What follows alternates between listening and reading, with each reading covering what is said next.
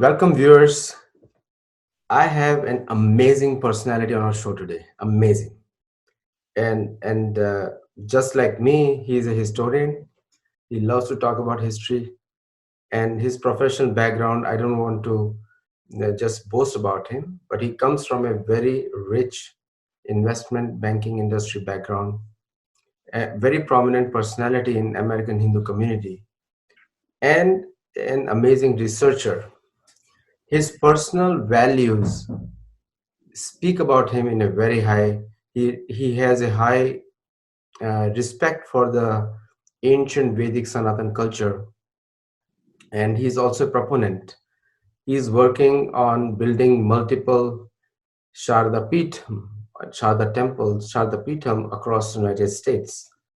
And so, without delay, I'll bring him on online with all of us.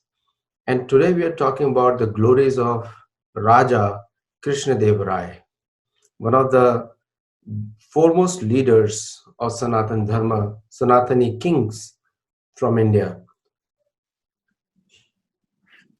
Welcome, Sridharji.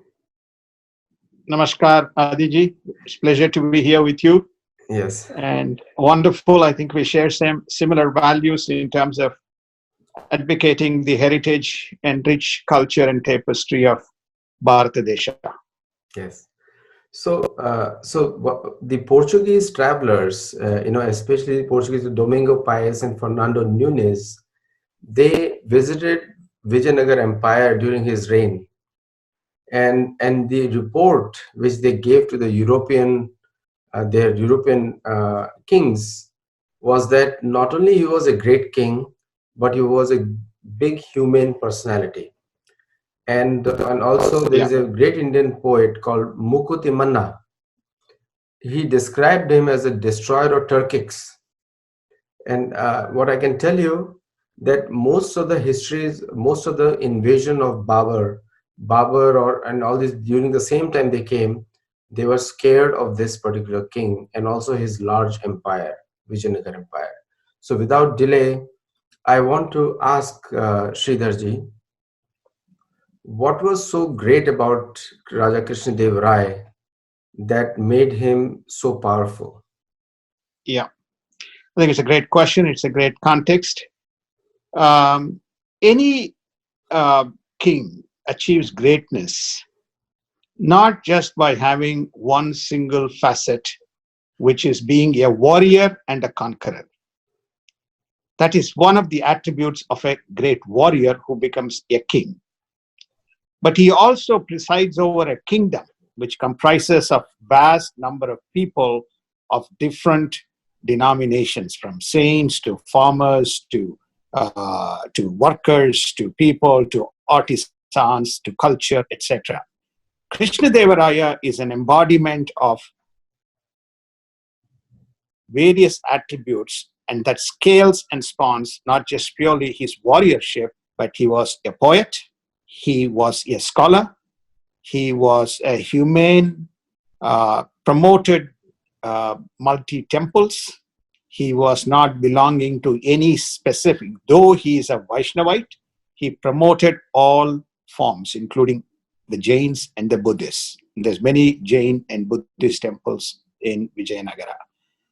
He had excellent governance, and some of his conquests were meant to disturb nuisances that his subjects and villagers and others were facing, especially Umaktur conquest, and then of course the conquest of the Sultanate.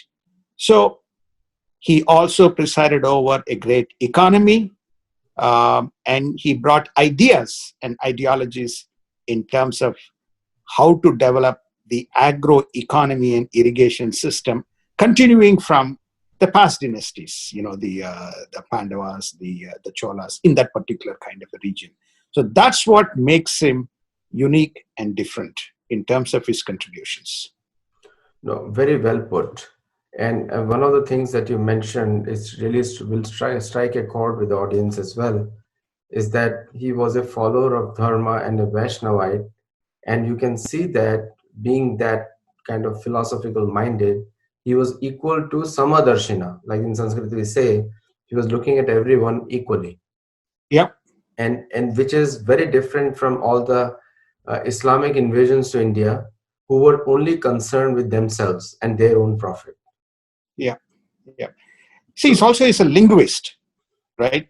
He's a linguist. He himself is proficient in Sanskrit, Telugu, Tamil, Kannada, and his works reflect, and his commentaries also reflect in many of those languages, which also is an example of a king being a true pantheon of the empire and the diversity that he prevailed, knowing the nuances that language is a very important communication vehicle for him to talk to his subjects.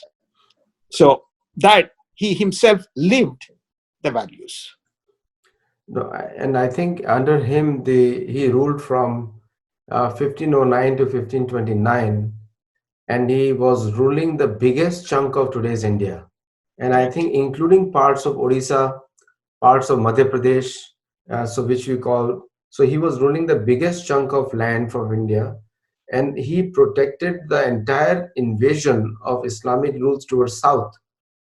He had numerous fights with the Muslim rulers, but he emerged victorious in all the battles. Probably I can say he's the only king who defended well.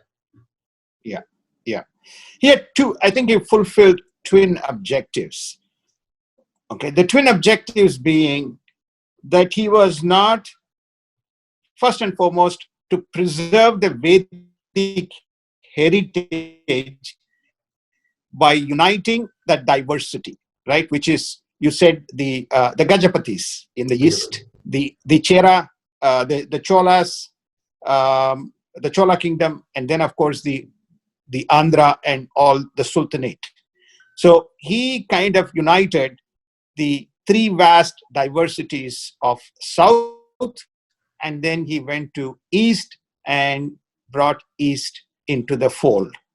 And when he did so, he brought them all under one Vedic traditional kind of an architecture. When he even conquered the Sultanate, he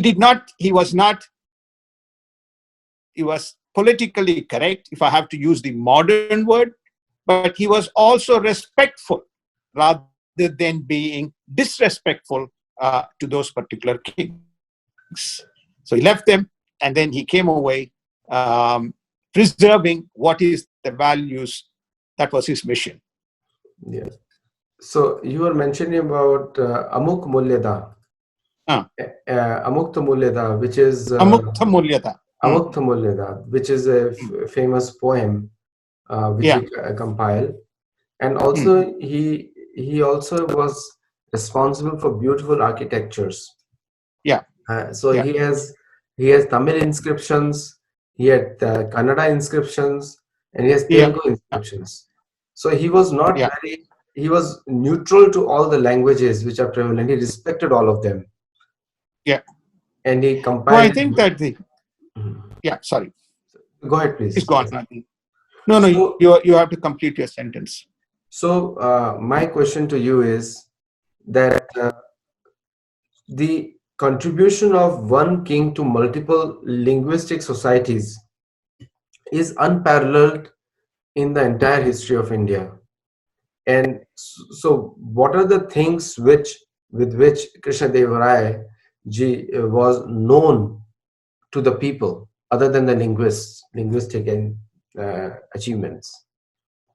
Well, I think that you touched on two important topics, right? One you touched on is the art and the culture. Okay. Second you touched on was the architecture. Okay. Architecture.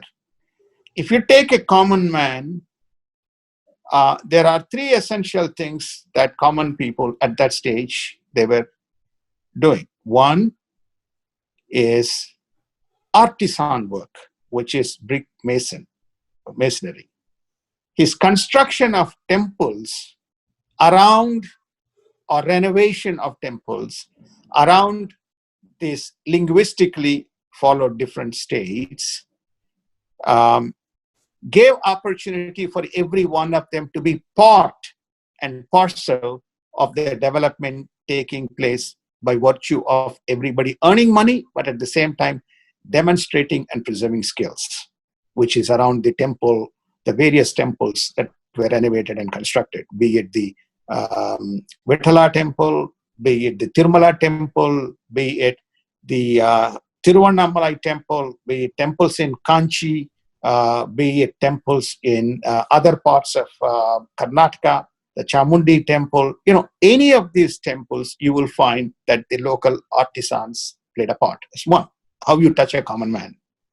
The second is that he had this great sabha, or a court, and where he had 8 poets, very famous poets, presiding over, which the Portuguese that you alluded to, Nunes and Paes, went and talked about, that there was great poetry and there's great research and the great work that is done. So these poets' compositions were all in very simple language people can kind of relate to. So they had something to look at in that kind of facet. So he called his thing as the Digvijayas, Ashta Digvijayas. Ashta is 8, Dig is direction, is elephant. Ashta Digvijayas, Ashta Dig Gajas, Ashta Dig Gajas. Gaja is elephant, Ashta Dig Gajas. He had 8 points, 6 from Telangana region and 2 from the coast Andhra Pradesh region. Tenari Rama is from Guntur. It's a very famous. Then there is, so he had the poets, the poet. The third piece of work is agriculture. So agriculture was very prominent, from rice, wheat, betel, banana, every. So he encouraged agriculture and irrigation. So a lot of people had work, and the king was direct kind of connection by virtue of people's occupation. And that made people connect with him on a daily basis. Who are you building the temple? Who are you renovating the temple? What the temple is about. Okay, you had a job, you're doing farming, you're doing agriculture, you had irrigation, you could do your work without fail. And then you had the leisure through all this poetic work and propagation of this poetry, like an entertainment today. So this is how he was able to connect them through their own skills, through their own language, and by giving them an opportunity to work leveraging their skills with the Vedic Dharma as the unifying factor, which is the temples. And he himself had a guru, right, Tatacharya, who advocated him into Vaishnavism. And he also promoted the Advaita Sampradaya. Okay, so he was connected to Shringeri, he was connected to Vyasatirtha, very famous at that point of time. Very famous. So therefore, he put all these things together and could relate every one facet to a common man and unify. That's why I said he achieved 2 objectives. One is the unification of Vedic Dharma by masking the language, but by raising the dharmic values as the common denominator. Is direct communication by connecting with people with life values and skills which he could use, and they could relate to him on a day-to-day. Through the work they were doing, they could see it. Very good points. And his life example, I think, is an ideal for today's wannabe kings. In my second book, in the Making of a Statesman, I wrote about Narada's instructions to Yudhishthir. Right. And there, he merges the dharmic. He merges the instructions on governance with the dharma, and actually it becomes a Raj Dharma or a Dharma Yukt Rajya. So in Raja Krishnadevaraya, one of the famous thing about him is his large armies, huge armies. Huge, huge.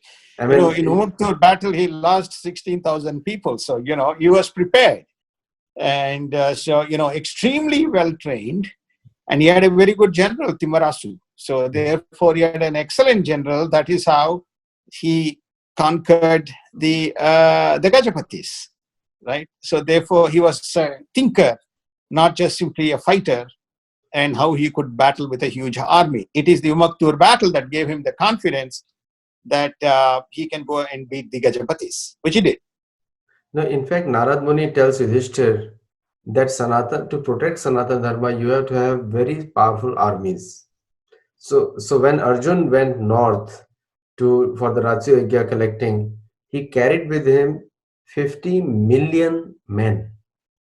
And it is because it is mentioned in Mahabharata, you take it on face value because Ganesh ji wrote it. But in today's world, with the leftist ideology, the war is bad, armies are bad, everything is bad. But in Raja Krishnadevaraya maintained such a huge army, and he actually protected Dharma. Babur was scared to come south because he got his intelligence report. So when people tell me that the south was never invaded, I said because they protected well. Yeah, fierce warriors. Yes. Fierce warriors, and because of his dharmic principles, which form the basis for unification. It's very similar to if you go. Since you are a student of our Puranic history, same thing. The Pandavas with Krishna goes and talks to each one. Who is going to be? There is the Kurukshetra. Who is going to be with me? I want you to be with me. I want you to be with me. Something very similar. Rama went and said, you please join the army to the great Varna Sena.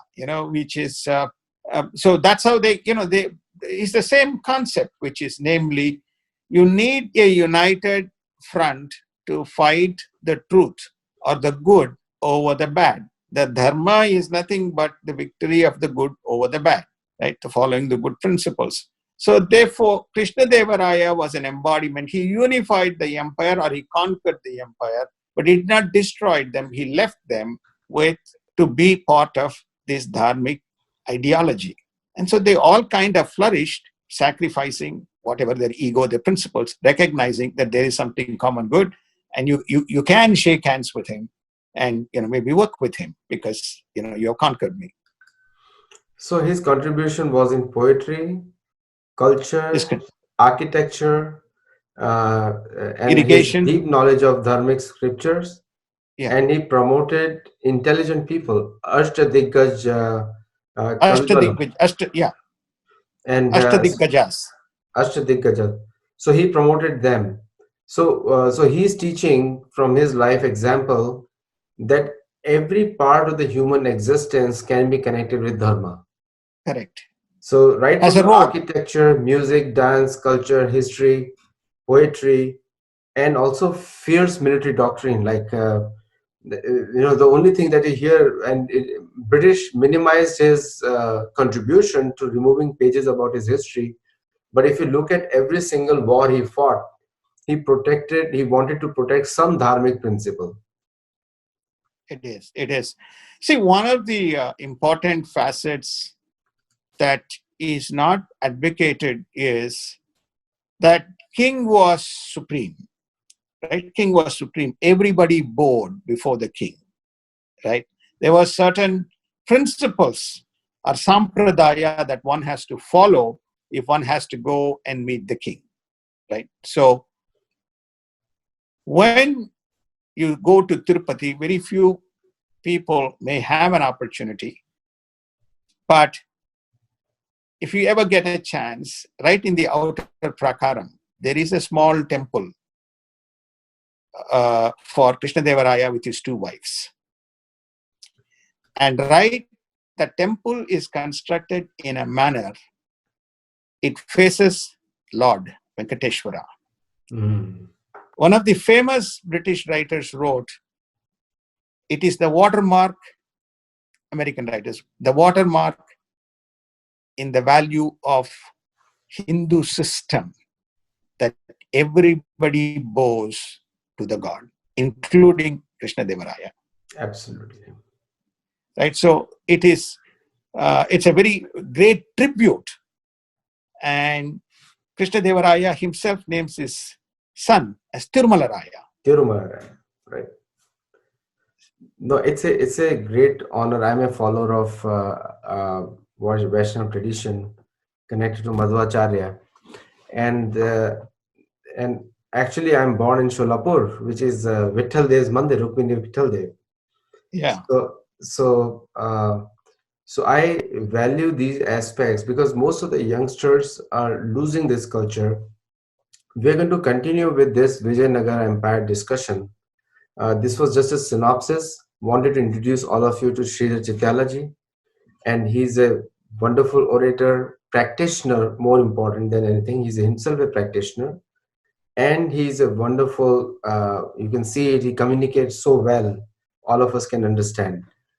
One last question before I end this discussion today, is a short discussion, is the uh, what did he learn from Tathacharya, which made him such a great, powerful king?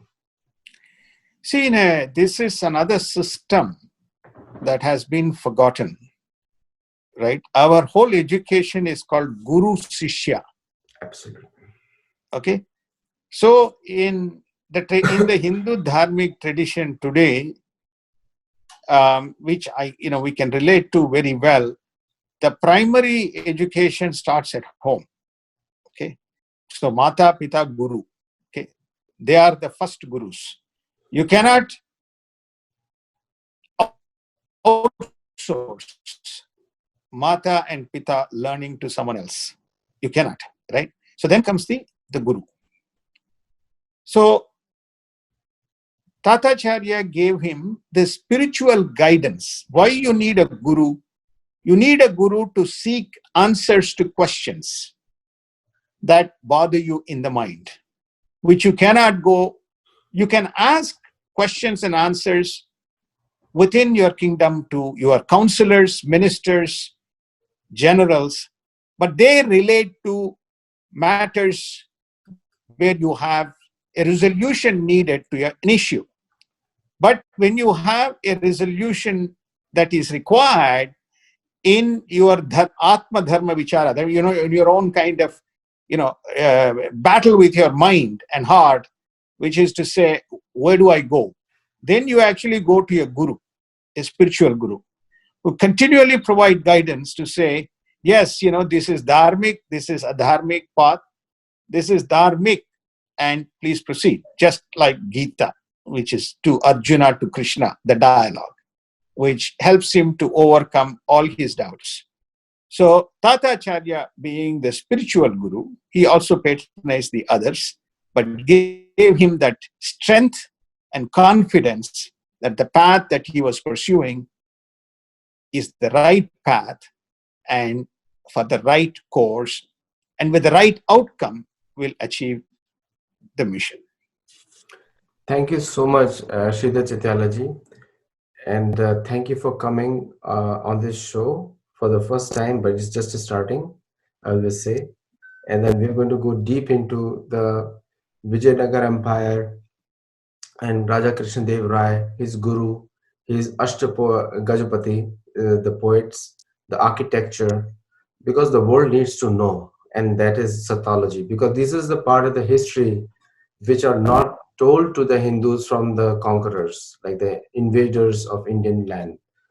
So this is a great beginning, and the misconception people have about the histories, because the wrong histories have been taught, we want to challenge all those narrations at Sattology. Thank you so much, Sridharji. It's always Thank you, Adiji. It was wonderful to talk, and thanks for the opportunity. And I hope I was able to respond to some of your questions and clarifications. Yeah, you actually started a movement. So Thank just you. a beginning. Just a beginning. Thank you. Thank you so much, sir. Thank you. Yeah. Take Thank care. you Bye-bye. all viewers for watching. Keep watching and do subscribe. Thank you.